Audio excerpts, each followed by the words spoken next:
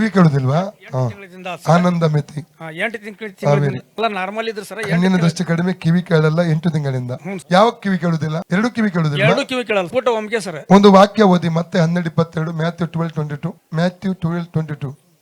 ದೆವ್ವ ಹಿಡಿದು ಕುರುಡನು ಮೂಕನು ಆಗಿರುವ ಒಬ್ಬನನ್ನು ಆತನ ಬಳಿಗೆ ಕರೆತಂದರು. ಕುರುಡತನ ಮೂಗತನ ಹೇಗೆ ಬರ್ತದೆ? ಮೂಗತನ ದೆವ್ವ ಹಿಡಿದ ನಿಮಿತ್ತ. ಇನ್ನೊಂದು ವಾಕ್ಯ ಮತ್ತೆ 9:32-33. ಅವರು ಹೊರಟು ಹೋಗುತ್ತಿರುವಾಗ ದೆವ್ವ ಹಿಡಿದ ಒಬ್ಬ ಮೂಕನನ್ನು ಆತನ ಬಳಿಗೆ ಕರೆತಂದರು. ಆತನು ದೆವ್ವ ಬಿಡಿಸಿದ ಮೇಲೆ ಆ ಮೂಕನು ಬಂತು ದೆವ್ವ ಹಿಡಿದ ನಿಮಿತ್ತ. ಮಾರ್ಕ 7:31-35.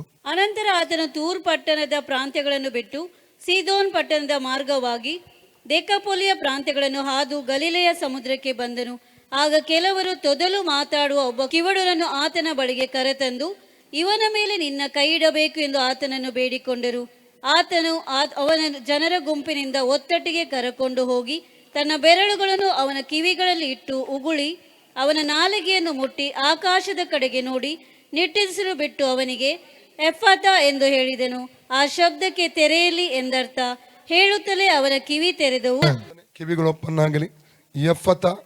ಎಫ್ಫತ ಕಿವಿಯನ್ನು ಬ್ಲಾಕ್ ಮಾಡಿರುವಂತ ಅಂಧಕಾರ ಶಕ್ತಿಗೆ ಅಪ್ಪಣೆ ಕೊಡ್ತಾನೆ. ಕಿವಿ ಬಿಟ್ಟು ಹೋಗು, ಕಿವಿ ತಮಟೆ ಬಿಟ್ಟು ಹೊರಗೆ ಬಾ, ಓಪನ್ ಆಗಲಿ. ಕಿವಿ ಬ್ಲಾಕ್ ಮಾಡಿದ ಸೈತಾನಿಕ ಶಕ್ತಿಗೆ ಅಪ್ಪಣೆ ಕೊಡ್ತಾನೆ, ಬಿಟ್ಟು ಹೋಗು. Out out out. ಆನಂದವರು ಫ್ರೀ ಆಗಲಿ, ಆನಂದನವ್ರು ಫ್ರೀ ಆಗಲಿ. ರೈಟ್ ನಾವು ಅಂಧಕಾರ ಶಕ್ತಿ ಬಿಟ್ಟು ಹೋಗು. ಲೂಕ 19. ಹಾವುಗಳನ್ನು ಚೇಡುಗಳನ್ನು ವೈರ್ಯ ಸಮಸ್ತ ಬಲವನ್ನು ತುಳಿದಕ್ಕೆ ಅಧಿಕಾರ ಶಕ್ತಿ ನನ್ನೆಸ್ ಕೊಟ್ಟಿದ್ದಾನೆ, ಆದ್ರಿಂದ ಅದಕ್ಕೆ ಕೇಡು ಮಾಡಿಸೋದು. ಬಿಟ್ಟೋಗು. ಫ್ರೀ. ಓಪನ್ ಆಗಲಿ, ಕಿವಿ ಓಪನ್ ಆಗಲಿ, ಕಿವಿಗಳು ಓಪನ್ ಆಗಲಿ, ಕಿವಿಗಳು ಓಪನ್ ಆಗಲಿ, ಕಿವಿಗಳು ಫ್ರೀ ಆಗಲಿ. Free Jesus. ಆ ದುಷ್ಟ ಅಂಧಕಾರ ಶಕ್ತಿ ಬಿಟ್ಟೋಗು. ಕಿವಿಗಳು ಓಪನ್ ಆಗಲಿ, ಕಿವಿ ಬಂಧಿಸುವ ಬಂದ ನಡೀಲಿ, ಕಿವಿಗಳನ್ನು ಬಂಧಿಸಿರುವಂಥ ಅಂಧಕಾರ ಬಂದು ನಡೀಲಿ. In the name of Jesus. ಲೂಕ 19.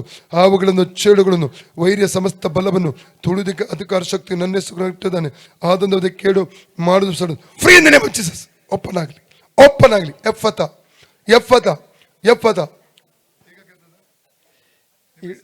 ಆನಂದ್ ನಮ್ಮ ಹೆಸರು. ಶಿಕಾಮಿ ವ್ಯತ್ಯಾಸ ಕಾಣ್ತದೆ ಈಗ? ಕೇಳ್ತದೆ. ಓಕೆ, ದೇವ್ರು ಮುಟ್ಟಿದ್ದಾರೆ. ಎಷ್ಟು ಸಮಯದಿಂದ ಅದು? ಬಹಳ ದಿನ ಆಗ್ತದೆ. ತಲೆ ಫ್ರೀ ಆಯ್ತಾ ನೋಡಿ? ತಲೆ ಇರ್ತದೆ. ಫ್ರೀ ಆಯ್ತಾ? ಫ್ರೀ ಆಯ್ತು. ಯೇಸುವಿನ ಯೇಸುವಿನ ಗಾಯದಿಂದ ನನಗೆ ಸುಖವಾಯಿತು.